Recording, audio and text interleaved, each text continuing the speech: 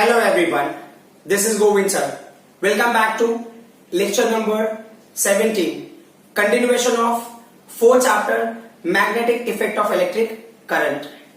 Today we are going to discuss about conversion of galvanometer into ammeter and voltmeter.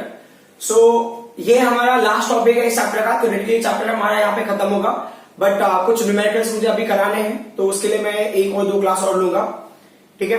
सो अगर हम यहाँ पे discuss कर रहे हैं गैल्वेनोमीटर, तो गैल्वेनोमीटर जो हमने लास्ट क्लास में डिस्कस किया था, galvanometer detects current in circuit. ठीक है. So it is a device used to detect current in the circuit. So अब यहाँ पे क्या होगा कि अगर हम ना गैल्वेनोमीटर को लेते हैं, तो क्या हम इसको करंट मेजर करने के लिए यूज कर सकते हैं, मतलब डिटेक्ट किया तो ठीक है, how much amount of current we can measure from galvanometer. तो अब ये क्या कह रहे हैं कि अगर आप ना गैल्वेनोमीटर लेते हो, ठीक है, तो ये इसका प्रॉब्लम क्या होता है, मेजर्स वेरी स्मॉल करंट. ठीक है. सो एग्जांपल ये अप्रोक्स हो सकता है कि ये ना 5 मिली एम्पियर करंट मेजर करता हो, ठीक है, 10 मिली एम्पियर तक करंट मेजर करता हो, बहुत ज्यादा पॉसिबिलिटीज है ना 20 मिली एम्पियर, और हो सकता है अगर आप उसके आगे लेके जाओ तो 50 मिली एम्पियर तक शायद मेजर कर पाए. बट क्या होता है कि जब आप न्यूमेरिकल वगैरह सॉल्व करो तो that time only you come to know कि ये ना 5 मिली एम्पियर है, 10 मिली एम्पियर है, 20 मिली एम्पियर जैसे ही वैल्यूज देते हैं. तो प्रैक्टिकली हो सकता है गैल्वेनोमीटर उससे भी कम करंट मेजर कर सकता हो. तो लेकिन क्या होता है कि कंपैरेटिवली अगर आप कंसीडर करो ना, because in day to day life we need to measure current in terms of ampere. हमको करंट चाहिए ना 1 एम्पियर मिले, 2 एम्पियर मिले, 3 ampere, 5 ampere, 10 ampere, 12 ampere, 15 ampere, ऐसे ऐसे डिवाइसेस मुझे चाहिए करंट मेजर करने के लिए. बट यहां पे क्या हो गया कि ये करंट अगर सिर्फ ना 5 मिली एम्पियर, 10 मिली एम्पियर, 20 मिली एम्पियर ही मेजर करेगा, तो then it is not right, क्योंकि ये तो स्ट्रेंथ बहुत कम हो गया ना. तो अब ये क्या बोल रहे हैं कि फॉर एग्जाम्पल अगर आपने लिया यहाँ पे कि ये गैल्वेनोमीटर है, बराबर. सो ये गैल्वेनोमीटर में एक्चुअल में क्या होता है कि अगर आपने इसमें से करंट फ्लो कराया, ठीक है, when the current will flow through this और इट विल मेजर द और it will detect the current. तो गैल्वेनोमीटर में ना वैल्यू जो भी कैलकुलेटेड होंगे, तो मान लो कि ना यहाँ पे जो आपका जीरो वैल्यू आएगा, फॉर एग्जांपल ले लो, वैसे गैल्वेनोमीटर मोस्टली देखो तो यहाँ पे जीरो होगा, बराबर. फिर ये साइड में नेगेटिव में भी आपको रेंज मिलेगा, पॉजिटिव में भी रेंज मिलेगा. मान लो ये पूरा ना डिफ्लेक्ट होने के बाद ये यहां तक आ गया, मतलब ये रेंज है, ये अगर यहां तक पूरा दिखाने के बाद भी वो सिर्फ मेजर कर रहा है, मान लो 10 मिली एम्पियर ही मेजर कर पा रहा है, it is able to measure 10 milli ampere. तो ये क्या हो गया, इसको हम बोलेंगे फुल स्केल डिफ्लेक्शन. अब गैल्वेनोमीटर जो भी करंट मेजर करके देगा उस करंट को मैं ले लूंगा IG. तो यहां पे IG की वैल्यू कितनी हो गई, 10 मिली एम्पियर. मतलब ये जो गैल्वेनोमीटर है मैक्सिमम कितना करंट मेजर कर पाएगा, 10 मिली एम्पियर मेजर कर पाएगा अभी राइट नाउ, है ना, जब तक कि हम उसमें कोई मॉडिफिकेशन नहीं करते. तो ये गैल्वेनोमीटर फुल स्केल डिफ्लेक्शन होता है, मैक्सिमम करंट का मेजर इज 10 मिली एम्पियर. लेकिन हमको क्या करना है, इसको अमीटर में कन्वर्ट करना, हमको ऐसे अमीटर में कन्वर्ट करना है जो ना maximum amount of current major कर सके. ठीक है.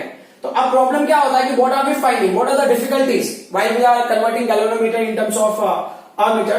तो दे आर सेइंग कि ना पहले तो प्रॉब्लम ये होता है कि अगर आप बहुत डीपली एनालाइज करो तो हमें क्या करना है, पहले अमीटर के बारे में समझना जरूरी है कि अमीटर का क्या रिक्वायरमेंट होता है और अमीटर क्या करता है. तो ये होता है ammeter is a device used to measure current flowing through circuit. अब क्या होता है कि अब आप बोल रहे हो कि जब ना गैल्वेनोमीटर मेजर करना तो अमीटर क्या रिक्वायरमेंट है. तो प्रॉब्लम ये है ना, एज आई सेड कि गैल्वेनोमीटर में measure a very small amount of current, but हमको ना larger amount of current measure करना है, तो अमीटर उस केस में हेल्प करता है. ठीक है. और जो दूसरा कंडीशन है वो क्या है, ammeter is connected in series with device या with appliances. Ammeter is always connected in series with appliances. ठीक है. तो अप्लायंसेस के साथ में क्या होगा, ये सीरीज में कनेक्ट होगा. और एक और पॉइंट हमने जो समझ में आया है कि अगर आप ओम्स लॉ के हिसाब से लेते हो तो V इज इक्वल क्या होता है, I इंटू R. करेक्ट. तो अब यहां पे क्या होता है कि इसको और आगे हम एक्सटेंड करते हैं तो I इज इक्वल होगा V upon R. So if we want to get a greater amount of current, अगर हमको ना करंट ज्यादा चाहिए तो क्या होना चाहिए, R should be what, less. तो अब क्या बोल रहे हैं कि अगर ना मान लो हो सकता होगा, ऐसा होता होगा, maybe there is a possibility कि गैल्वेनोमीटर का ना रेजिस्टेंस बहुत ज्यादा होता होगा, because of it the maximum amount of current is not able to flow through this. ऐसा होता होगा, दैट इज द अजम्पशन. तो ये बोल रहे हैं कि अब आप ना गैल्वेनोमीटर के रेजिस्टेंस को डिक्रीज करो. तो डिक्रीज करने से क्या फर्क पड़ता है, क्या होता है, वो चीज हम समझेंगे. तो ये बोल रहे हैं ना गैल्वेनोमीटर को अगर डिक्रीज करोगे तो कैसे सर्किट में ना मैक्सिमम करंट फ्लो होने लगेगा. सर्किट में मैक्सिमम करंट फ्लो होगा, गैल्वेनोमीटर में मैक्सिमम करंट फ्लो नहीं होगा. That point should be clear to us कि आप अगर ना पैरेलल में कनेक्शन करते हो तो सर्किट में जो करंट होगा ना वो क्या होगा, वो मैक्सिमम हो जाएगा। गैल्वेनोमीटर में से करंट मैक्सिमम होगा नहीं होगा उस कंडीशन पे नहीं जाना है हमको। गैल्वेनोमीटर तब भी क्या करेगा, 10 मिली एम्पियर ही मेजर करेगा। तो अब अगर 10 मिली एम्पियर गैल्वेनोमीटर अभी भी 10 मिली एम्पियर मेजर करेगा तो कैसे होगा, मीटर में कन्वर्ट होगा, वो पॉइंट हमारे लिए क्लियर होना चाहिए। तो अब ये क्या बोल रहे हैं यहाँ पे, है ना। सो अब आप क्या बोलते हो कि to decrease the effective resistance, है ना, जो सर्किट का इफेक्टिव रेजिस्टेंस उसको डिक्रीज करने के लिए हम क्या करेंगे, कोई रेजिस्टेंस को पैरेलल में कनेक्ट करेंगे। हमको ना greater amount of current measure करना है, बहुत कम करंट इसमें है, अब इसके रेजिस्टेंस को ना बहुत ग्रेटर क्वांटिटी से डिक्रीज करना है। तो किसी रेजिस्टेंस को डिक्रीज करने के लिए क्या करना पड़ता है, इधर से रेजिस्टेंस और उसको ना डिक्रीज करना है तो उसके पैरेलल हम कोई और रेजिस्टेंस कनेक्ट कर देते हैं। बट अगर जो रेजिस्टेंस एग्जिस्ट हो रहा है उसको बहुत ग्रेटर क्वांटिटी से डिक्रीज करना है तो आपको क्या करना पड़ेगा, पैरेलल में वेरी स्मॉल रेजिस्टेंस आपको अप्लाई करना पड़ेगा।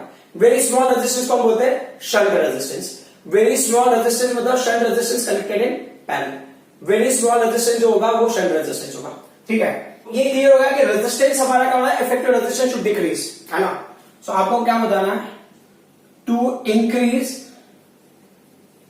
Current flowing through circuit, effective resistance should be very low. Effective resistance of circuit should be very low. Effective resistance of circuit should be very low. ठीक है, अब उसको लो कैसे करेंगे, तो अब ये क्या कह रहे हैं ना, यहाँ पे ये डायग्रामेटिकली समझने की कोशिश करते हैं। तो ये क्या करेंगे, यहाँ पे आप अपना गैल्वेनोमीटर आपके पास ऑलरेडी है, करेक्ट। तो गैल्वेनोमीटर का जो रेजिस्टेंस होगा उसको आप कैपिटल जी इमेजिन कर लो। तो गैल्वेनोमीटर का रेजिस्टेंस इज कैपिटल जी, हमने इमेजिन कर लिया। ठीक है, तो गैल्वेनोमीटर के रेजिस्टेंस को मैं डिक्रीज करना, तो हम क्या करेंगे, इसके पैरेलल में हमने एक रेजिस्टेंस कनेक्ट कर दिया, इसके पैरेलल में रेजिस्टेंस कनेक्ट कर दिया। तो which kind of resistance, that resistance is very low resistance, है ना। तो गैल्वेनोमीटर के पैरेलल में हमने वेरी लो रेजिस्टेंस कनेक्ट कर दिया, वेरी लो रेजिस्टेंस। तो अगर ना बहुत लो रेजिस्टेंस पैरेलल में कनेक्ट होता है किसी रेजिस्टेंस या किसी डिवाइस के, तो उसको हम क्या बोलते हैं, उसको हम बोलते हैं शंट। तो इस रेजिस्टेंस को आप शंट रेजिस्टेंस भी कह सकते हो। तो ये हो गया शंट रेजिस्टेंस। एंड कौन सा रेजिस्टेंस गैल्वेनोमीटर, उसको आप कैपिटल जी ही लोगे। ठीक है, तो अभी क्या बोल रहे हैं, to increase the current flowing through circuit, effective resistance of circuit should be very low. तो अब कैसे उसको लो करोगे, तो अब आप बताओगे, connect very small resistance, connect very small resistance in parallel to galvanometer, small resistance in parallel to galvanometer। ठीक है, आजा अब क्या होता है, such small resistance connected in parallel is called as shunt। such small resistance connected in parallel is called as shunt, is called as shunt। उस resistance को हम शंट रेजिस्टेंस बोलेंगे।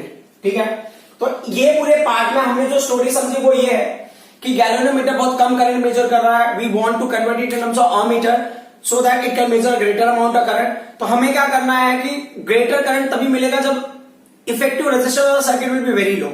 अब इफेक्टिव रेजिस्टेंस ऑफ सर्किट कैसे low करेंगे, by connecting a very low resistance in parallel to galvanometer and that resistance is called as the shunt. तो उसके connect करने से क्या होता है, अब हमको उस पर फोकस करना है। Is that clear? तो ये पर्टिकुलर पॉइंट आप देख लो। तो इसका जो मैथमेटिकल पार्ट है ना, मैथमेटिकल पार्ट मैं यहां पे निपटा दूंगा, तो ये चीज आपको समझ में आ गई होगी।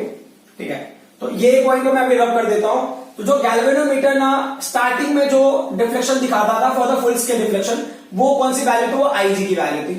ठीक है, तो ये क्या कह रहे हैं कि अभी भी ना गैल्वेनोमीटर जिस करंट दिया फुल स्केल डिफ्लेक्शन दिखाएगा वो आईजी ही करंट होगा। तो ये बोल रहे हैं इस सर्किट में जो करंट जा रहा होगा ना, मान लो कि अभी देखो गैल्वेनोमीटर जो करंट डिटेक्ट करेगा उसको हम आईजी लेंगे, बराबर। ये पॉइंट क्लियर होना चाहिए, that point current will B IG. तो ये बोल रहे हैं कि अब ना पहले आईजी मेजर करता था, अब क्या होता है कि इसके अंदर आपने अप्लाई कर दिया यहाँ पे टोटल करंट आई, ऐसा क्लियर। अब ये करंट आई में से आईजी अगर इसके अंदर चला गया गैल्वेनोमीटर से, बाकी करंट किधर जाएगा, शंट रेजिस्टेंस में से जाएगा। तो how much current will go through shunt resistance, I minus IG. I is the total current, IG is the current through galvanometer. और गैल्वेनोमीटर का रेजिस्टेंस को हम कैपिटल जी से रिप्रेजेंट करेंगे। तो अब ऐसा करने से ना क्या फर्क पड़ता है और क्या फायदा होता है हमको, इस पॉइंट को हम देख लेते हैं। तो ये क्या कह रहा है ना कि एक्चुअल में हमको तो करंट मिलेगा गैल्वेनोमीटर का ही, गैल्वेनोमीटर का ही करंट मेजर करेगा, लेकिन उसके हेल्प से हम ना जो शंट में करंट फ्लो होगा उसको डिटरमाइन कर सकते हैं। अब ये कॉन्सेप्ट हमारे लिए समझना बहुत जरूरी है कि ऐसा कैसे कर सकते हैं। तो अब ये क्या कह रहे हैं कि यहां पे एक सर्किट देख लो आप, ये सर्किट आपको दिख रहा होगा। तो ये सर्किट में ये जो R1 है इसको हमने ले लिया है 3 ओम, जो R2 है इसको हमने ले लिया है 6 ओम, ठीक है। और ये टोटल करंट है I और ये दो पार्ट में स्प्लिट हो रहा है। तो एक ना फॉर्मूला है, फॉर्मूला आप देख लो जरा, आपके लिए बहुत ये अच्छा रहेगा क्योंकि करंट इलेक्ट्रिसिटी में भी हेल्प करेगा आपको समझने के लिए। तो अगर मुझे इस ब्रांच में करंट निकालना है तो अगर ये करंट कैसे मिला है, कैपिटल I के स्प्लिट होने की वजह से, तो कौन से दो ब्रांच में स्प्लिट हुआ है उनके रेजिस्टेंस को आप डिनोमिनेटर में लिख दो, तो क्या R1 प्लस R2, ठीक है। ये फॉर्मूला मैं बता रहा हूं। फिर क्या बोल रहे हैं कि कौन से ब्रांच से आपको करंट को डिटरमाइन करना, तो I want to determine current through R1। तो R1 से कितना करंट, तो उसके ऑपोजिट वाला रेजिस्टेंस ले लो, उसके ऑपोजिट का रेजिस्टेंस ले लिया हमने R2 और ये गया टोटल करंट कैपिटल I। अब वैसे ही अगर मैं ना I2 की बात करूं तो I2 क्या होगा, I2 current is obtain when I will split into two branch. तो वो दो ब्रांचेस के जो रेजिस्टेंस है उनको डिनोमिनेटर में ऐड कर दो। कौन से ब्रांच का करंट लेना है मुझे, R2 रेजिस्टेंस का, तो उसके ऑपोजिट का जो रेजिस्टेंस है उसको न्यूमरेटर में लिख दो, इनटू क्या होगा total current. Is that clear? अब हम ना जनरल इक्वेशन ले लेते हैं कि रेजिस्टेंस के टर्म में। तो जनरल इक्वेशन इधर से ना मैं I1 की वैल्यू को ऊपर कैलकुलेट कर देता हूं, I2 की वैल्यू को बिलो कैलकुलेट कर देता हूं। ऐसा क्यों कर रहा हूं आपको थोड़ी देर में समझ में आ जाएगा। तो I1 हो गया, तो R2 का वैल्यू कितना है, मैं I2 का वैल्यू है 6, करेक्ट। R1 प्लस R2 का वैल्यू कितना होगा, R1 3 है, R2 का वैल्यू 6 है, तो ये क्या होगा 9 होगा इनटू कैपिटल I।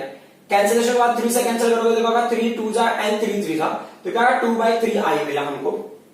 अंडरस्टूड? अब हम I2 की वैल्यू भी कैलकुलेट करके देख लेते हैं। तो I2 का वैल्यू कितना होगा, तो देखो ये पूरा जो पैटर्न है ना बिल्कुल वैसा ही है, एक शंट है और एक क्या है गैल्वेनोमीटर है, लेकिन यहाँ पे रेजिस्टेंस काफी कंपेरेबल है बट वहां पे ह्यूज डिफरेंस होगा। बट कॉन्सेप्ट हम यहीं से समझ सकते हैं कि हम ना ऐसा क्या करेंगे कि गैल्वेनोमीटर तो ज्यादा करंट मेजर कर नहीं रहा है, galvanometer will measure the minimum amount of current, मतलब very less amount of current. तो फिर हमको कैसे सर्किट में ना इतना ज्यादा करंट मेजर करके मिलेगा। सो अब I2 की वैल्यू क्या होगी, when you are talking I2 का वैल्यू होगा, R1 का value is how much 3 and then R1 plus R2 we are getting 9 और ये क्या होगा I, तो कैंसिलेशन का वैल्यू कितना होगा I/3 हो गया ये। So we got value for I2, हमें I2 करंट की वैल्यू भी मिल गई। अब क्या होता है कि ये क्या कह रहे हैं कि आप एग्जांपल के लिए इमेजिन करो कि इनका रेशियो ले लो। रेशियो कैसे लोगे आप, रेशियो लेना है तो आप क्या करो I1 को I2 से डिवाइड कर दो, तो करंट I1 अपॉन I2 तो इज इक्वल टू क्या हो गया, करंट I1 का क्या होगा 2/3I हो गया, करेक्ट। और I2 की वैल्यू क्या होगा I/3 हो गई, तो क्या I कैंसिल होगा, 3 3 कैंसिल हो जाएगा। तो with the help of that you will get it as कि I1 का वैल्यू क्या हो गया 2I2 हो गया। समझ में आ रहा है? इसका मतलब क्या हो गया ना कि कभी भी अगर मुझे ना I2 का करंट मिलेगा तो समझना इसमें ये है ना कि जो I2 का करंट होगा that will be some times of the current I1। I2 का करंट ज्यादा हो कम हो उससे फर्क नहीं पड़ता, बट I2 का जो भी करंट होगा that is some times of I2 current sometimes will give you the I1 का करंट। तो I1 का करंट तब आपको मिलेगा जब 2 टाइम्स आप I2 का करंट ले रहे हो इस केस में। बट अगर मान लो यहां पे आपने लिया तो सेम कंडीशन यहां पे भी होगा। मान लो कि आपको यहां पे करंट जो IG का मिला ये करंट होगा IG, और ये जो करंट आपको मिला ना I माइनस IG जो करंट है ये क्या होगा X टाइम्स ऑफ IG होगा, समथिंग लाइक दैट। तो मतलब अगर IG का करंट आपको मिल गया है तो कितने टाइम्स होगा वो आपको पता चल जाएगा, कौन से मेथड से वो आपको दिखाई दिया वहां पे, है ना। क्योंकि आपको क्या होगा यहाँ पे रेजिस्टेंस का गैल्वेनोमीटर पता होगा, शंट रेजिस्टेंस की वैल्यू पता होगी।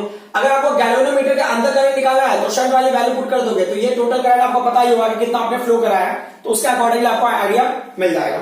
Now will go to the next part. The next part is very important. So जो पॉइंट हमको समझना ये है कि अगर आपको ना गैल्वेनोमीटर के अंदर का करंट पता है तो some times of galvanometer current will be I minus IG। और दूसरी बात जो मुझे समझ में आ रहा है कि ये करंट और ये करंट को ऐड कर दूंगा तो मुझे टोटल करंट मिल जाएगा।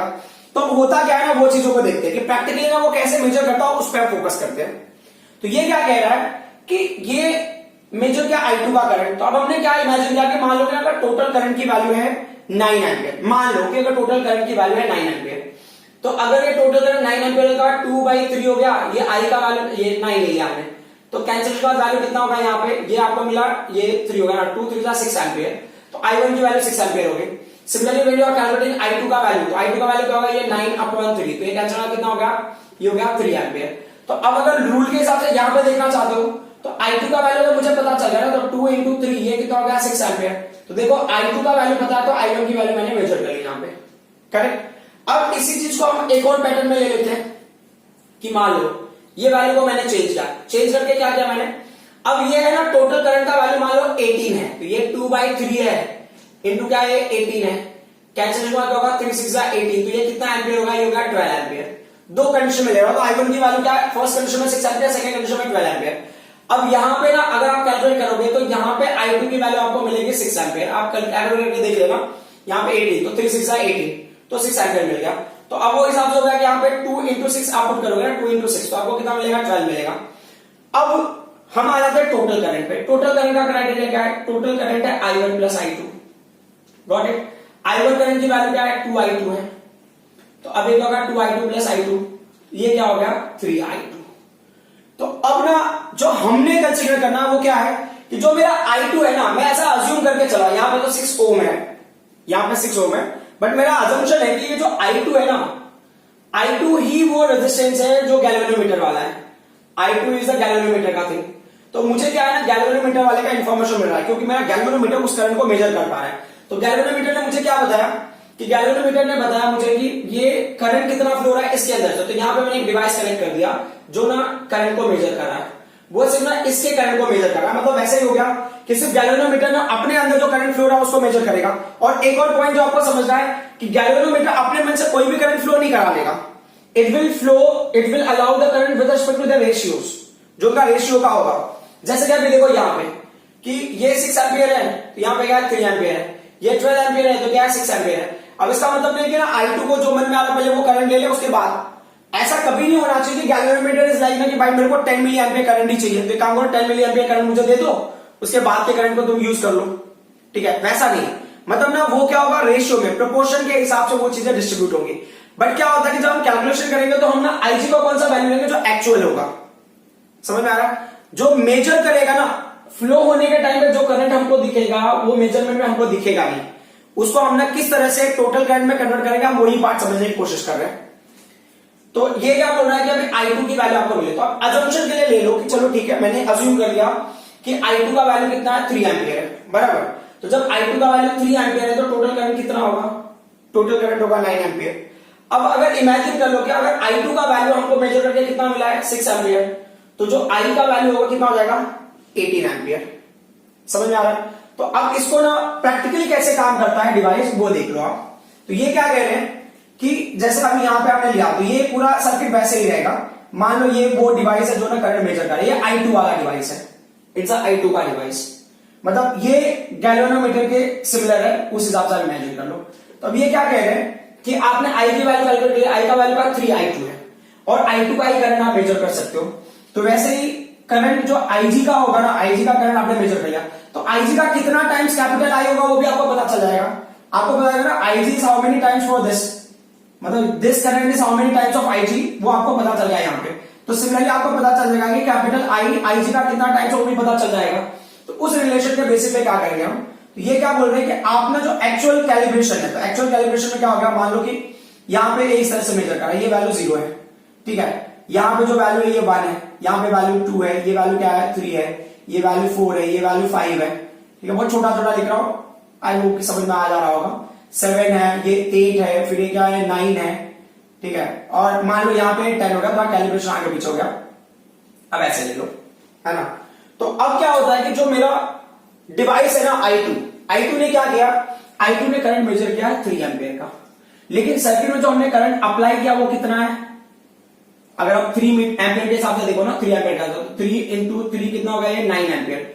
तो हमने I2 ने मेजर किया है सिर्फ 3 ampere current, but actual circuit में कितना है 9 एम्पियर करंट। तो ये बोल रहा है गैल्वेनोमीटर ने मेजर किया है 10 milli ampere, but actual current कितना है सर्किट में वो हम कैसे देखते हैं। तो अब देखो इस पार्ट को, तो अभी क्या बोल रहे हैं आप विद रिस्पेक्ट टू जो कैलिब्रेशन होगा, मतलब जब ना I2 का वैल्यू 0 होगा तो I का वैल्यू क्या होगा 0, जब I2 का वैल्यू 1 होगा, जब I2 का वैल्यू 1 होगा तो I का वैल्यू क्या होगा 3 होगा, जब I2 का वैल्यू 2 होगा तब I का वैल्यू क्या होगा 6 होगा, फिर ये 9 होगा, फिर ये 12 होगा, ये 15 होगा, ये 18 होगा, ये क्या होगा 21 होगा, 24 होगा, 27 होगा, फिर क्या होगा 30 हो गया। क्लियर। तो प्रैक्टिकली देखो ये जो डिवाइस है ना I2, ये जो I2 है ना वो मेजर खुद के करंट को कर रहा है, लेकिन हमने क्या किया है कैलिब्रेशन में, हमने इंटरनली ये सिस्टम सेट होगा, वो अपने करंट को ही मेजर कर रहा होगा। तो भाई कैलिब्रेशन ऐसा कर दिया है कि जब ये I2 ना मेजर करेगा 3 एम्पियर करंट, जब I2 मेजर करेगा 3 एम्पियर करंट, तो मुझे पता चल जाता है कि टोटल करंट कितना होगा 9 एम्पियर। तो मैंने कैलिब्रेशन में 9 एम्पियर सेट किया हुआ है, तो मुझे कितने का डिफ्लेक्शन दिखाएगा, 9 एम्पियर का डिफ्लेक्शन दिखाएगा।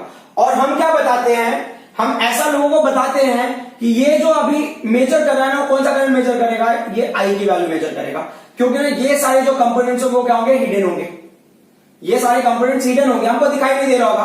तो हमको किसी ने बताया कि ये वो मीटर है जो ना यहां पे जो करंट अप्लाई करोगे उसकी वैल्यू देगा।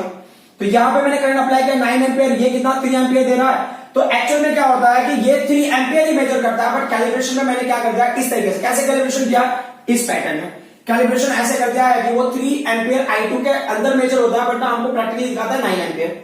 और फिर दूसरा जो ऑप्शन था, I2 की वैल्यू कितनी थी, 6 एम्पियर। तो जब वो 6 एम्पियर है तो 6 के हिसाब से तो 3 इंटू 6 कितना होगा, 18। मतलब आप 18 एम्पियर ना, यहाँ पे देखो मैंने बताया था 18 एम्पियर हमने अप्लाई किया यहाँ पे, ये 18 एम्पियर। तो देखते हैं 18 एम्पियर मिलता है नहीं मिलता।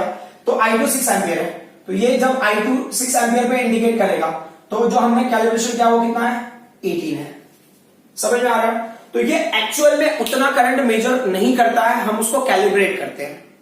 समझ में आ रहा है। फॉर एग्जाम्पल अगर आपको याद होगा गैल्वेनोमीटर में, गैल्वेनोमीटर का कॉन्सेप्ट ले लो, हमने फॉर्मूला लिया था ना, I is equal to K theta band, clear.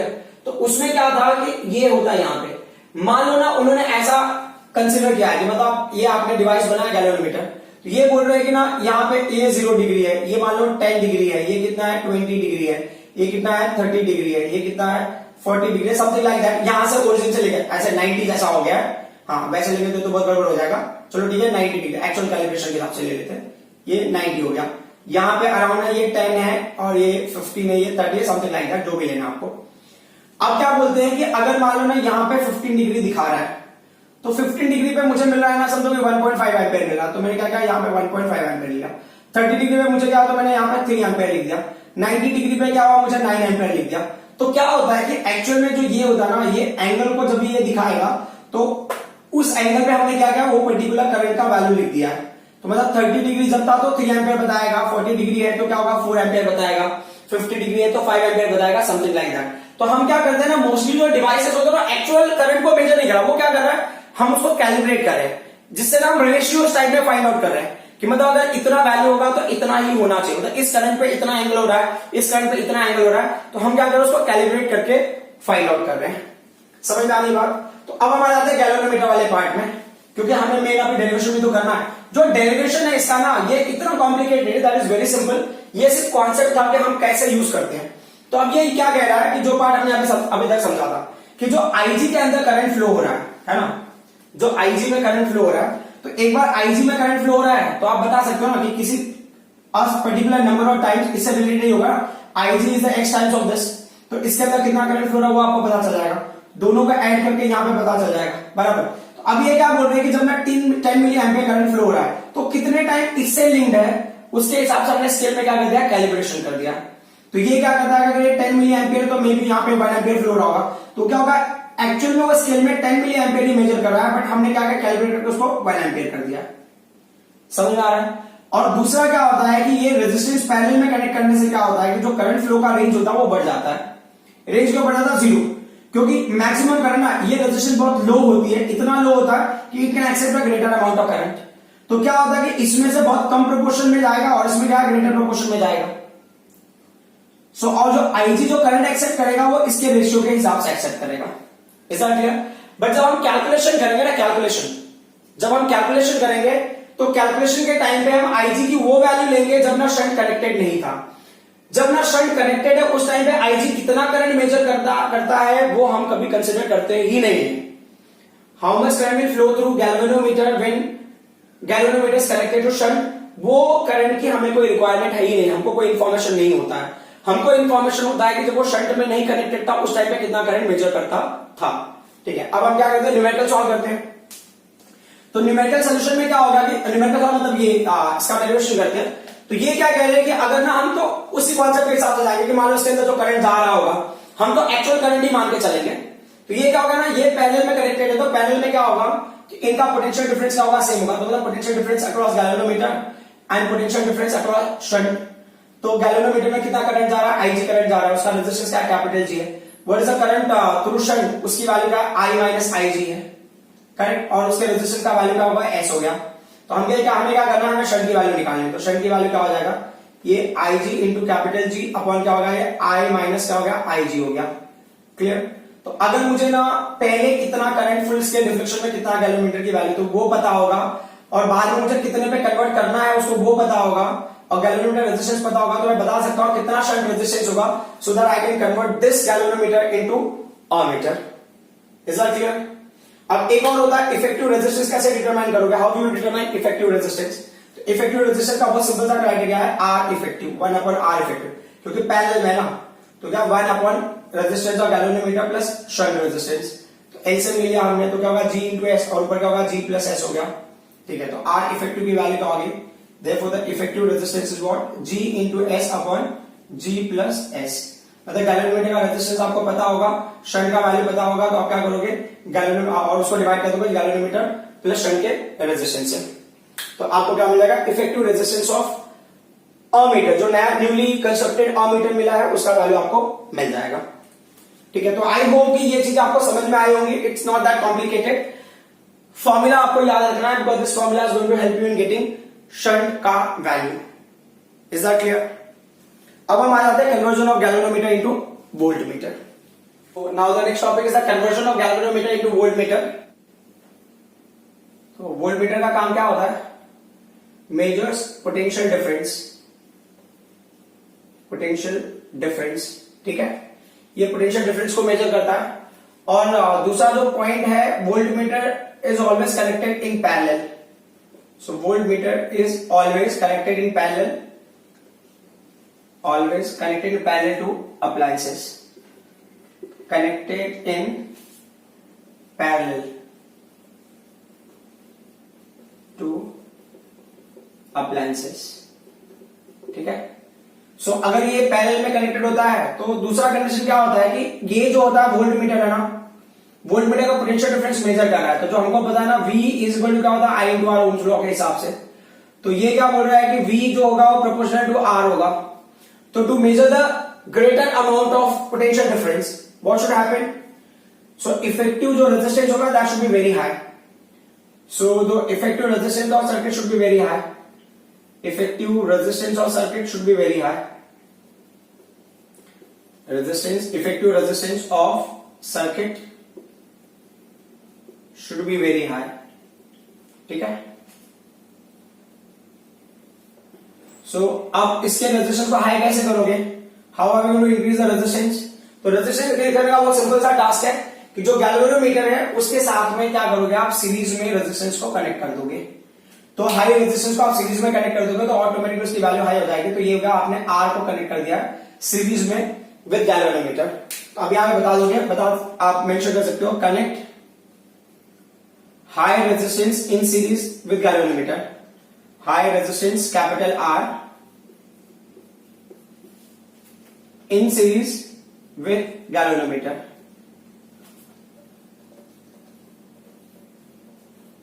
ठीक है। सो अब इस कॉन्सेप्ट के हिसाब से अगर हम आगे बढ़ते हैं तो क्या हमको मिल गया, कंडीशन ये मिल गया आपको। ठीक है, अभी क्या बोले, जो करंट फ्लो होगा तो गैल्वेनोमीटर से करंट फ्लो रहा है, इसलिए आपको आईजी इमेजिन करके चलेंगे, correct, because the amount of current should be less. तो ऑलरेडी गैल्वेनोमीटर कम मेजर कर रहा था, तो अभी भी और भी कम मेजर करेगा। तो गैल्वेनोमीटर जो पहले करंट डिटेक्ट कर रहा था वैसा ही करंट डिटेक्ट करेगा, वेरी क्लोज टू दैट, बराबर। तो अब क्या होता है कि अब इसके हिसाब से जो टोटल पोटेंशियल आपने अप्लाई किया सर्किट में, टोटल पोटेंशियल जो अप्लाई किया, क्योंकि आप सर्किट तो टोटल पोटेंशियल को मेजर करेगा ना, तो टोटल पोटेंशियल क्या होगा, ये हो गया VG हो गया प्लस क्या होगा, ये VR हो गया, मतलब potential across galvanometer, potential across this extra resistance. तो V is equal to, VG का वैल्यू क्या होगा, करंट थ्रू गैल्वेनोमीटर क्या है, IG है, रेजिस्टेंस ऑफ गैल्वेनोमीटर क्या है, कैपिटल G है। What is the current through R, that is also IG, and resistance की वैल्यू R है। तो अब उस हिसाब से हमें कैपिटल R की वैल्यू पे फोकस करना है। तो V minus IG into capital G is equal to क्या हो गया, IG इंटू कैपिटल R। तो कैपिटल R की वैल्यू क्या हो जाएगी, capital R is equal to, यहां पे होगा V अपॉन IG हो जाएगा minus IG into capital G upon IG। तो IG कैंसिल हो जाएगा। तो फाइनली क्या होगा, कैपिटल R की वैल्यू क्या हो गई, V minus V upon IG minus capital G। ये क्या हो गया, ये हो गया extra resistance which we are suppose to connect in series with the galvanometer to convert it in terms of voltmeter.